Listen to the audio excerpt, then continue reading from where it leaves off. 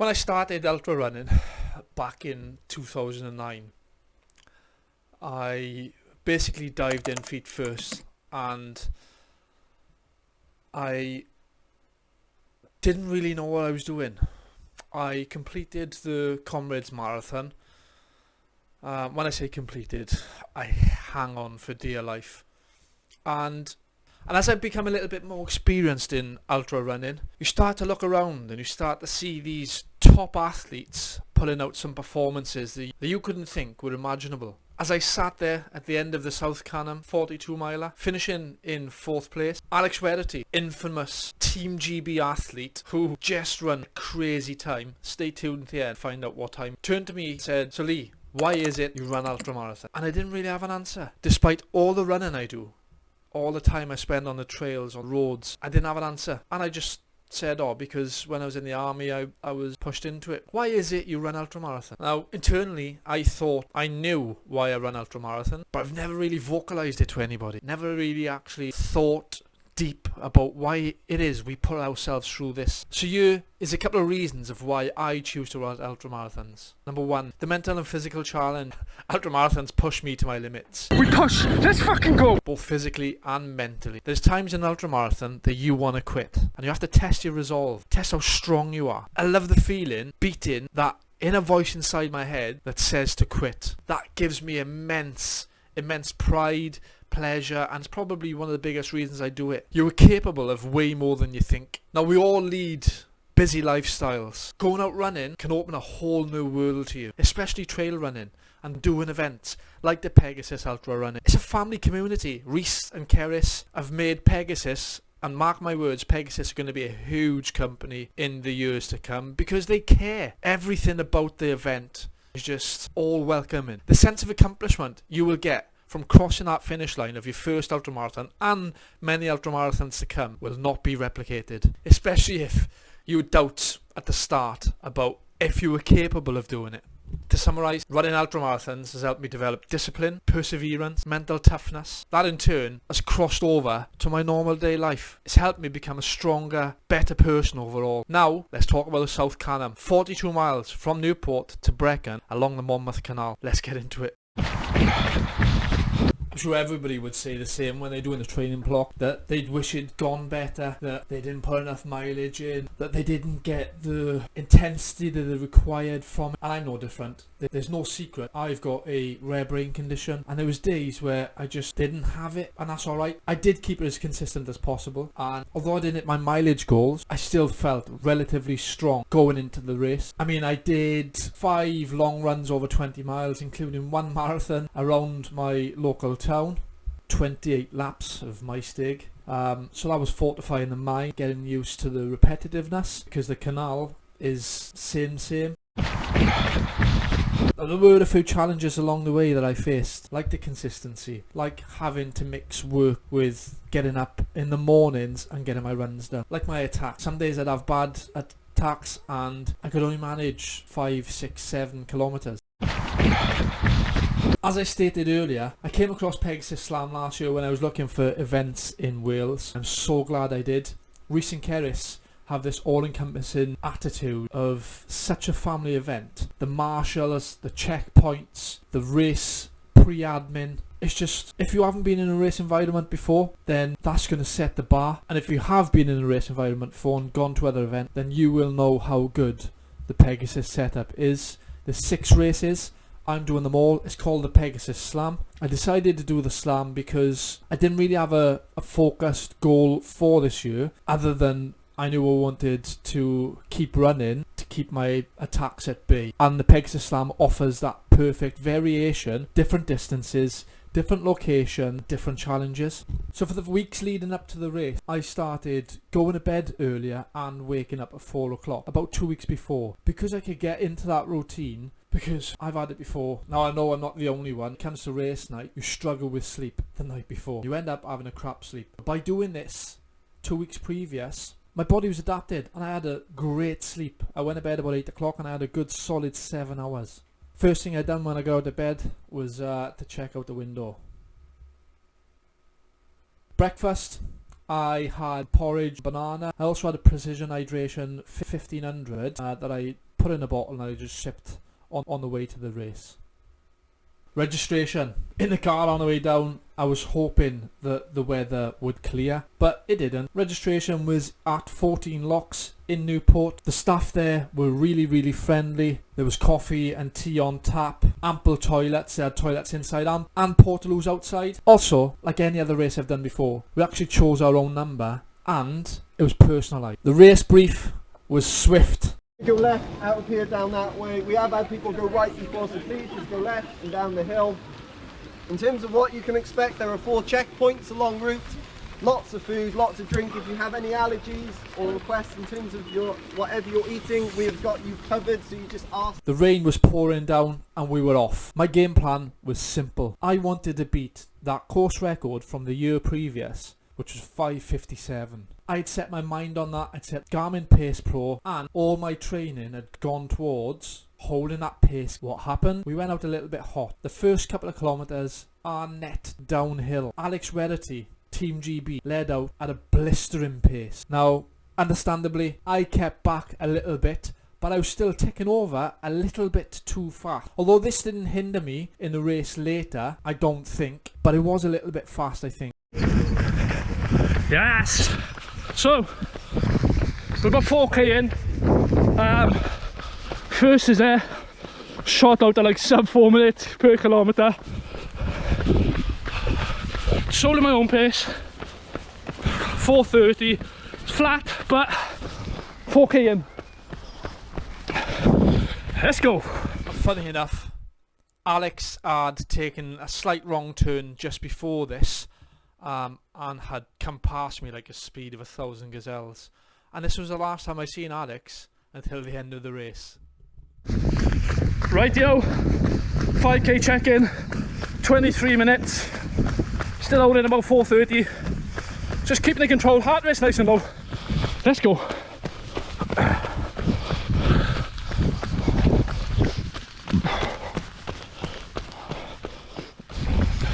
So that's 10k, 46 minutes.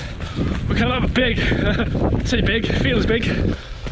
Now, unbeknown to myself, Neil had kept that distance till checkpoint 1, away from myself. I had music on anyway and the weather was terrible, but checkpoint 1 was located at 13.5 kilometres and me and Neil kept that consistency throughout. I stopped at checkpoint 1 and Neil passed through without stopping, and that's how the gap stayed. Right, so that's through checkpoint 1. Neil didn't stop at checkpoint 1. First place, does 145 miles in under 24 hours, and he set off a sub 4 pace. He was flying. So stick to the game plan. As long as I can come in under that course record from last year, I ain't touching that guy up front. 145 miles, 24 hours. Machine. Let's go.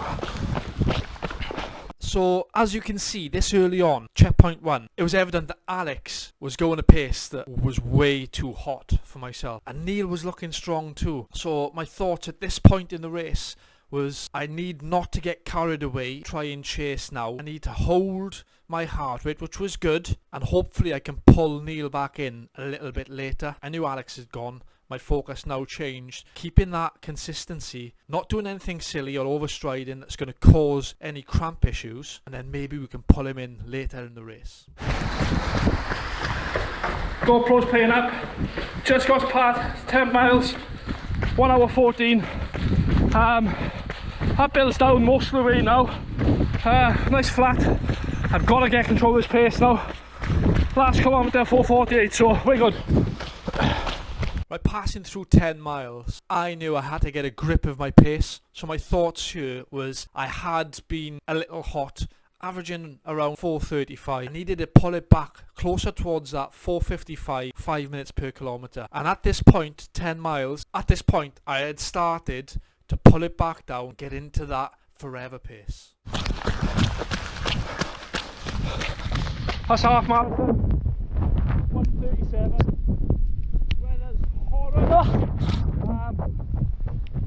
Woo! Feeling good. Controlling pace now. Averaging about 4:46. 2:45. Burn and turn, baby, let's go. Right, we're now through half marathon, 1:37, and I'm feeling good. When you get into grind, that forever pace, it just feels natural. My nutrition was on point. I was having a tailwind and one water. The water I didn't really touch, but every checkpoint I come to, from here on in, changing a tailwind out, empty. So I was getting that nutrition in. Every half hour from the start of the race, getting a salt tablet in. I didn't eat anything at these checkpoints. Checkpoint 2 done. 25k, 1 hour 57. Time to go into pain cave. Just repetitive. Pause that a sec. So still holding third. Still surviving on tailwind. I just had 2 flapjack things there. But definitely feeling it in the legs. That's for sure. These canal bridges ain't that much either. But 25k down, 43, just over the marathon. Let's go.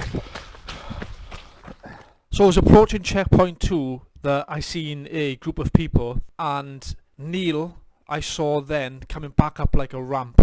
This is where I thought I'd gone wrong, because Neil was coming from a direction that I hadn't been. So in my mind I was like, oh my god, I've gone the wrong way. So I said to Bob, one of the course volunteers, and he's done this race previously, am I going the right way here? He said, yeah, the checkpoint's down. So checkpoint 2 was manned by Big Moose Charity, the charity that I'm raising money for. I had a photo, had my, they were so helpful. They took my water, they took it out of the back and they changed it all for me. Whilst I was waiting for them to do that, I took 2 flapjacks and we were en route again. It was at this point that I knew the gap wasn't getting any bigger to Neil, so if I kept consistent, although I was feeling it in my legs, I could start feeling that fatigue. We're at 25k now, 2 hours running. This is where things are going to start to get hard and hurt.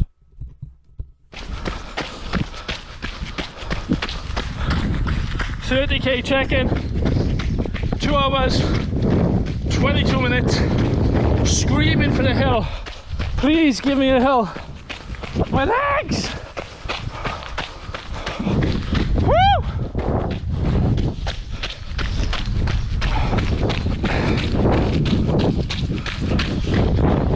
$38k left.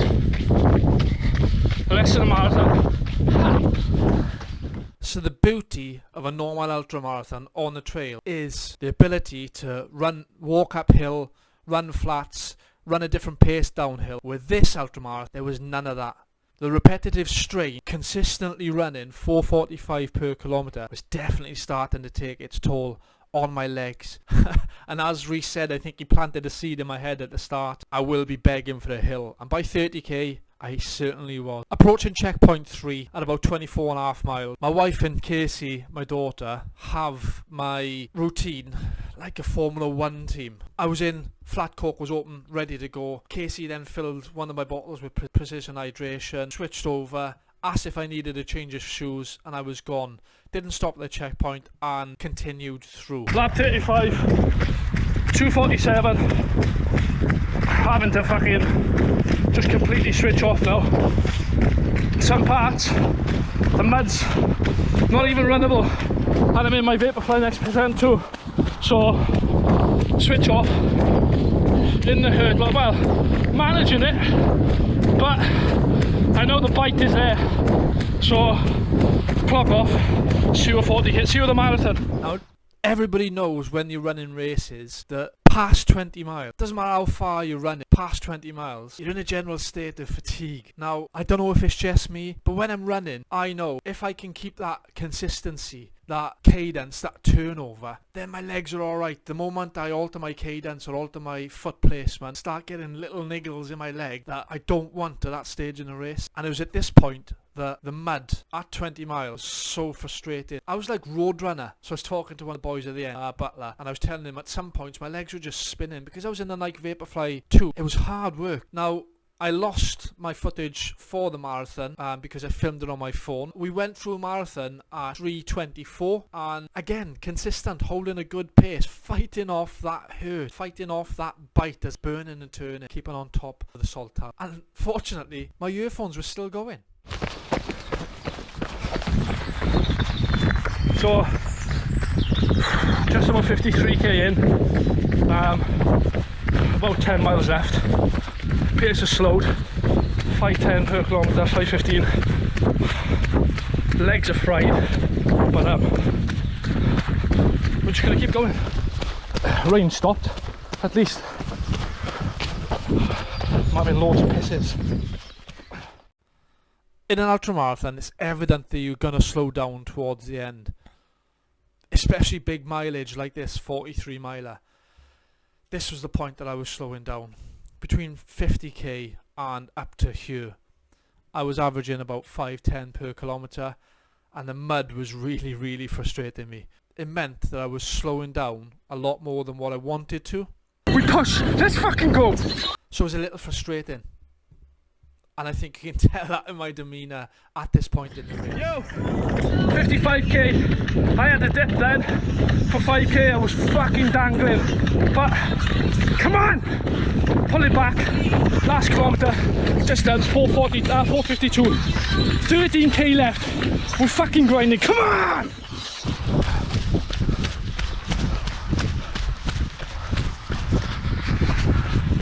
Yes guys, just come up to 60k, 4 hours 55.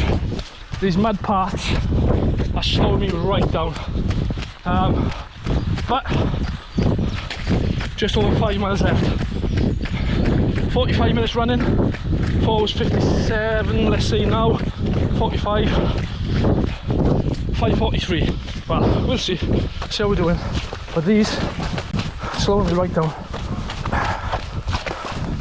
Now, it's not an ultramarathon if yours truly doesn't take a wrong turn. Now, I'd been good all the way up until this 67 kilometre point. On my watch, I'd been checking on the canal. Sometimes you have to switch backs onto the other side, but this didn't look like a clear switchback to me. So when I crossed over the bridge, I went down the right hand side about 400-500 metres, and it was grass, which was making me think that maybe I'm on the wrong side, and I hadn't seen 4th place all day, and when I turned around and come back to the bridge, 4th place was just come in. So by the time I come back to the gate and then went over the bridge and come back, 4th place had just picked me up, and he was holding good pace, and he stayed with me for about 200 to 300 metres, and then he strided on and put on a push that I couldn't keep, especially after having put in that 700 metre effort to try and get back on track. So I've got a couple of 100 metres left. Took a wrong turn. I was in 3rd. I've been overtaken.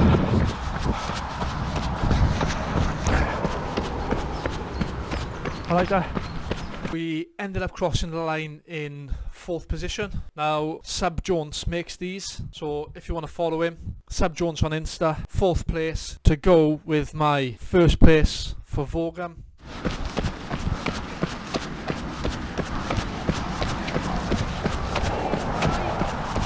I literally took a wrong turn there. Come back, he overtook me.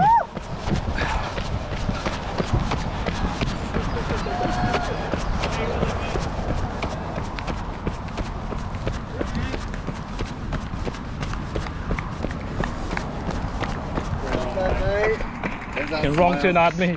That was good, mate. Cheers, man. Thank you so much for running, dude.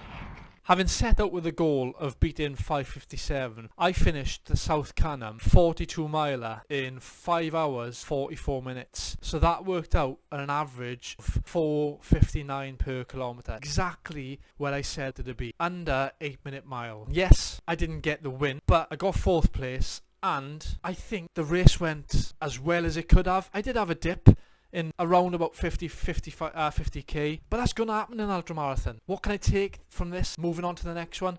Now the next one's 30 miles in mid-Wales, the Howam. This week has been a complete down week for me. I have got a little hamstring tear in my left hand side, so I'm going to spend time focusing on strengthening and doing activation exercises for my hamstring, and then yeah, just spend the next couple of weeks building elevation. Got 4 weeks to race, so we build for that. All in all, the South Canum Pegasus Ultra running, absolutely immense event, executed perfectly, I'd say, by me. As it stands, the slam, I was the first slam in, so the slam record's still there. Guys, if you have enjoyed this video, click the subscribe button, click the bell notification, because straight after the Howam, I am going to be doing Tenavan as well, so I'll be also doing videos for both of them. Thanks for watching, we'll see you in the next one.